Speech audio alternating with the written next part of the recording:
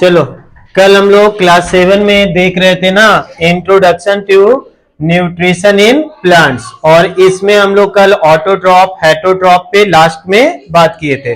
अब उसके आगे के टॉपिक में हम लोग देखेंगे, अगला हमारा क्या है, सैप्रोट्रॉप्स। अगला क्या है, सैप्रोट्रॉप्स। सैप्रोट्रॉप्स क्या होता है, organisms which rely on dead and decaying matter for their food are called saprotrophs। मतलब क्या कह रहा है कि वैसे ऑर्गेनिज्म जो कहां पर पनप रहे हैं, मतलब कहां पे उत्पन्न होते हैं, डेड एंड डिकेइंग मैटर, मतलब मृत, मरा हुआ और सड़ा गला हुआ जो चीज है उसी में वो उग रहा है और वहीं पर वो अपना ग्रोथ कर रहा है।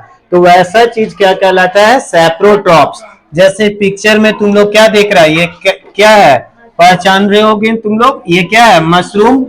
या बरसात के दिनों में भी तुम लोग देखा होगा कि ग्राउंड वगैरह, खेत वगैरह या पेड़ के नीचे सड़ा गला कोई चीज है, गोबर है, पत्ते सड़े गले या लकड़ी भी है, पुराना लकड़ी, तो वो सब के ऊपर इस तरह का पिक्चर्स तुम लोग देखता होगा, है ना। तो ये किसका एग्जाम्पल है, सैप्रोट्रॉप्स का। किसका एग्जाम्पल है, सैप्रोट्रॉप्स का। वही कह रहा है, organisms which rely on dead and decaying matter for their food are called saprotrophs। मतलब ये जो हम लोग क्या देख रहे हैं, मशरूम को, इसको कहीं से स्पेशल जोमेटो या स्विगी से खाना मंगाकर खाने की आवश्यकता नहीं है ना। ये अपना फूड जो है वो किससे प्राप्त कर ले रहा है। देखो यहाँ पे क्या दिख रहा है, एक पुराना लकड़ी दिख रहा है। ये क्या है, एक पुराना लकड़ी है, सड़ गल रहा है, डिके हो रहा है, इसी से ये अपना फूड को प्राप्त कर ले रहा है। मतलब इसके ग्रोथ के लिए, इस मशरूम के ग्रोथ के लिए जितना भी न्यूट्रिएंट्स चाहिए वो सारा न्यूट्रिएंट्स इसको कहां से मिल रहा है, इससे। समझ गया ना, जो डेड एंड डिकेइंग ऑब्जेक्ट्स है उन सब से। This mode of nutrition is called saprotrophic nutrition. इस तरह का जो न्यूट्रिशन होता है वो क्या कहलाता है, सैप्रोट्रॉफिक न्यूट्रिशन कहलाता है। कोई दिक्कत। एग्जाम्पल में क्या होगा, फंगी। एग्जाम्पल में क्या होगा, फंगी, मशरूम एटसेट्रा, ठीक है। Fungi secret digestive juices on the dead and decaying matter and convert it into a solution. क्या कह रहा है कि इससे ना डाइजेस्ट, इससे जूसेस निकलता है। इससे क्या निकलता है, जूसेस। कैसा जूसेस है, तो डाइजेस्टिव जूसेस है। कैसा जूसेस निकल रहा है, डाइजेस्टिव जूसेस। इससे जूसेस निकल रहा और इसी से ये अपना फूड को प्राप्त कर रहा है। देखो बढ़िया से स्टेटमेंट को समझिए, फंगी सीक्रेट्स, ये फंगी है मान लो, ये क्या कर रहा है, सीक्रेट कर रहा है, मतलब अपने बॉडी से रिलीज कर रहा है। क्या रिलीज कर रहा है, डाइजेस्टिव जूस। किसके ऊपर, on the dead and decaying matter, जो मरा हुआ चीज है या जो सड़ गल रहा है उन चीजों के ऊपर। And convert into a solution. तुम लोग देखना ग्राउंड में गोबर आज पड़ा है, खेलने गए ग्राउंड में तो देखना कि गोबर पड़ा हुआ है, 2-4 दिन के बाद देखना कि गोबर का फॉर्म जो है ना वो चेंज हो गया और धीरे धीरे 4-5 दिन में उस जगह से गोबर का नामो निशान मिट गया। तो वो कहां चला गया, कोई साफ तो नहीं किया। तो वो इसी प्रोसेस से फंगी वगैरह जो रहते हैं, सैप्रोट्रॉप्स जो रहते हैं, उसको वो यूज भी कर लिया और अपना ग्रोथ भी कर लिया। एक तरह से क्लीनर का काम कर रहा है। फिर इसी तरह से तुम लोग देखना कि कहीं पर कोई पंछी का डेड बॉडी पड़ा हुआ है या कोई छोटे जीव का डेड बॉडी पड़ा हुआ है, धीरे धीरे धीरे धीरे वो सड़ गल के पूरी तरह से खत्म हो गया। तो जो सड़ गलने के प्रोसेस में जो जीव उसमें एक्टिवली उसको सड़ाने गलाने और कंप्लीटली डिकम्पोज होने में जो हेल्प किया, वो एक प्रकार का वो क्या था, सैप्रोट्रॉप्स। वो एक प्रकार का क्या था, सैप्रोट्रॉप्स, ठीक है।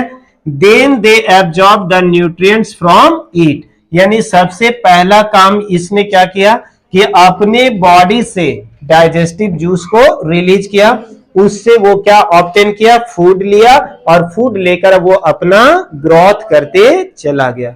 समझ गया ना। तो इस चीज को क्या कहेंगे, सैप्रोट्रॉप्स। और इस तरह का न्यूट्रिशन को क्या कहेंगे, सैप्रोट्रॉपिक न्यूट्रिशन। कोई दिक्कत।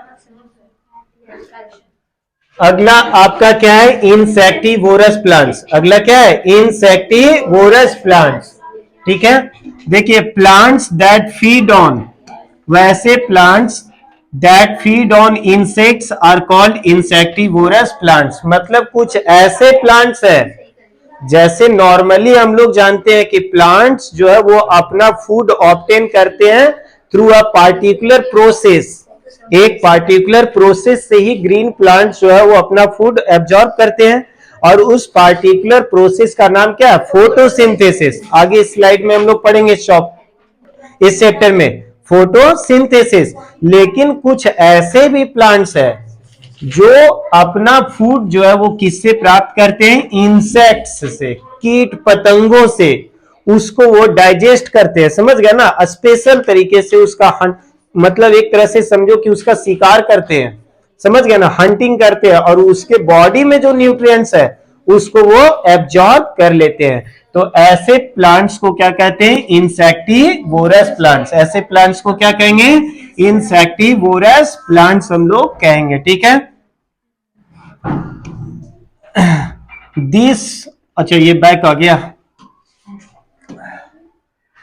These plants are green and carry out photosynthesis। ये भी देखने में कैसा लगेगा आपको? बिल्कुल ग्रीन लगेगा। और ये भी फोटोसिंथेसिस के प्रोसेस को कैरी आउट करते हैं। ऐसा नहीं कि फोटोसिंथेसिस नहीं करते हैं। वही लिख रहा है कि these plants are green and carry out photosynthesis। ठीक है। मतलब जब ग्रीन प्लांट्स है तो उसमें ग्रीन पिगमेंट है, और उस ग्रीन पिगमेंट का नाम क्या होता है? क्लोरोफिल, है ना? रूट्स से वो वाटर मिनरल्स को एब्जॉर्ब करेंगे ही करेंगे, और जो उसके बॉडी में ग्रीन पिगमेंट क्लोरोफिल है वो सनलाइट को क्या करेगा? ट्रैप करेगा ही। और जब वो ग्रीन है, उसके लिप्स है, तो उस लिप्स में क्या होता है? एस्टोमेटा। एस्टोमेटा जो है वो क्या करेगा? एटमॉस्फेयर से कार्बन डाइऑक्साइड को क्या करेगा? एब्जॉर्ब करेगा ही करेगा।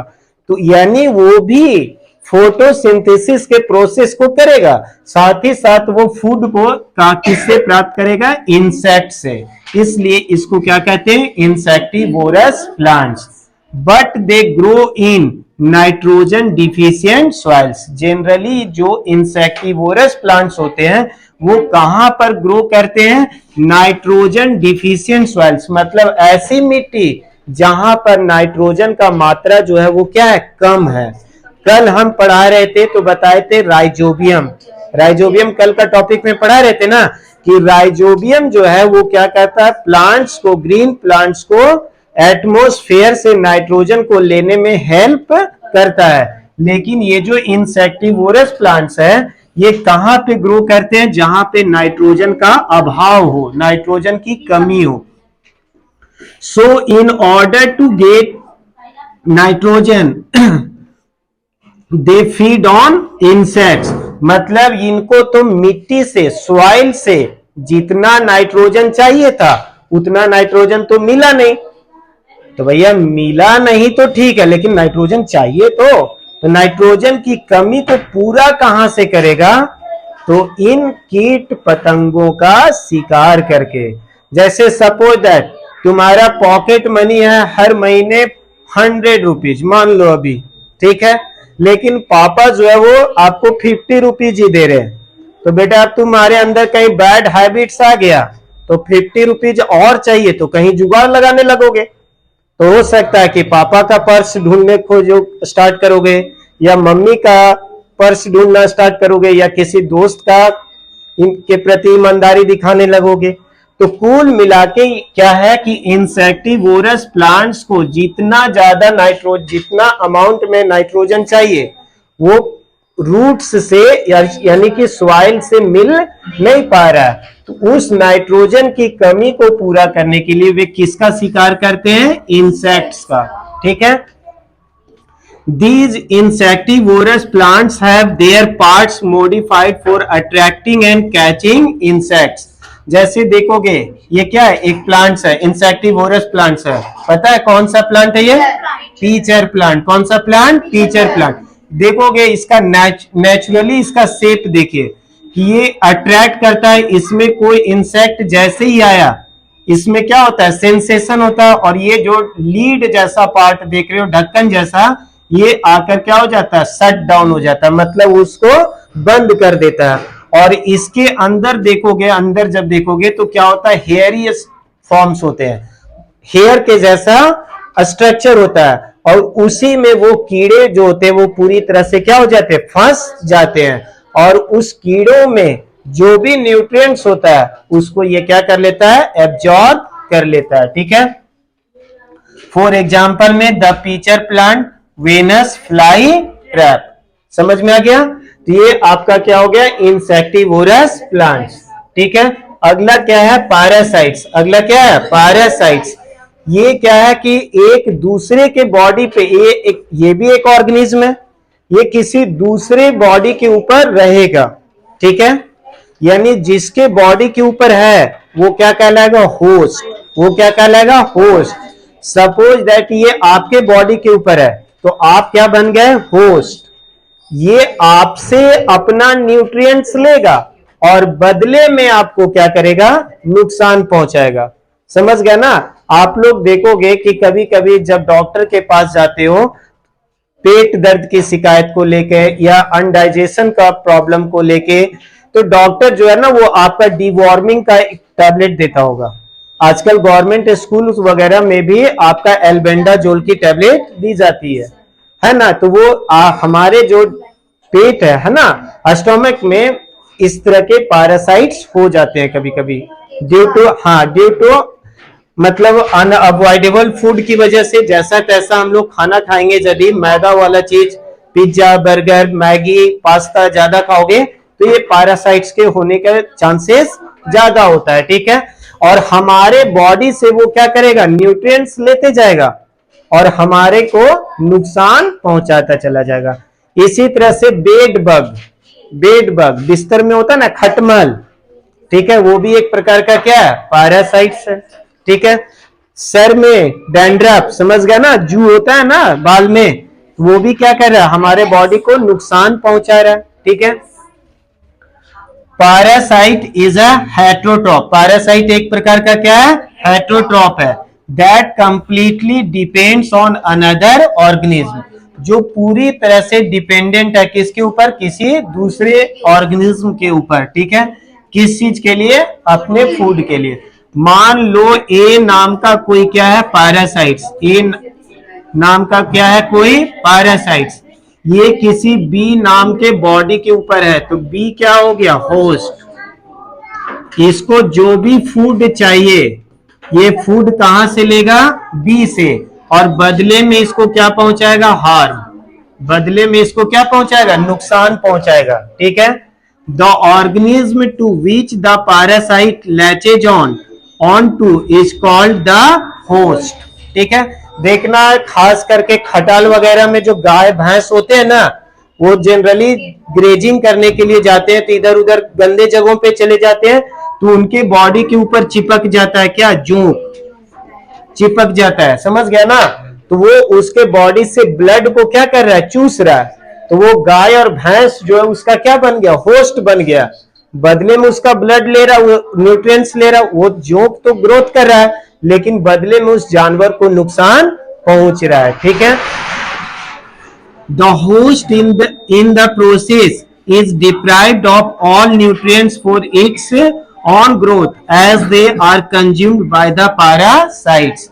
क्या कह रहा है, the host in the process is deprived of all nutrients. आप सारा ले रहे हो, प्रोटीन ले रहे हो, विटामिन ले रहे हो, फैट्स ले रहे हो, कार्बोहाइड्रेट्स ले रहे हो, फिर भी आपका ग्रोथ नहीं हो रहा। मम्मी कह रही है बेटे को सब कुछ खिला रहे हैं, फिर भी मेरा बेटा में कोई इंप्रूवमेंट नहीं हो रहा, कोई ग्रोथ नहीं हो रहा। पता है क्यों, क्योंकि तुम अंदर में बहुत सारे पैरासाइट्स को पाल के रखे हो। जैसे तुमने प्रोटीन लिया, पैरासाइट हैप्पी हो गया, थैंक यू मेरे लिए आ गया, समझ गया ना। तुमने कार्बोहाइड्रेट लिया, फिर से बोला तुमको थैंक यू, वो ले लिया। फैट्स लिया, विटामिन लिया, सब मजे में वो यूज कर रहा है, तो उसका तो ग्रोथ तेजी से हो रहा है, लेकिन तुम्हारा ग्रोथ नहीं हो रहा। वही चीज को यहाँ पे बताया। फॉर एग्जाम्पल में जैसे कसकटा, अमरबेल, देखा होगा बरसात के दिनों में कि एक बड़ा पेड़ है, उस पेड़ के ऊपर पीला पीला जैसा या हरा हरा कोई लत जैसा चढ़ गया, पूरा उसके ऊपर फैला हुआ और उस ट्री को पूरी तरह से कवर कर दिया। वो क्या है, अमरबेल। वो क्या है, अमरबेल। Non green plant that takes readymade food from the plant on which it's growing. और यहां पर देखो तुम्हारा पैरासाइट्स का एग्जांपल अभी निकाले थे ना,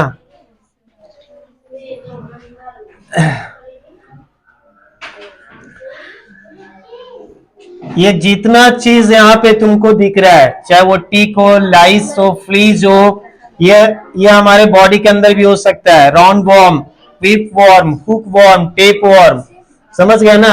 ये सब के सब किसके एग्जाम्पल है? पैरासाइट्स का।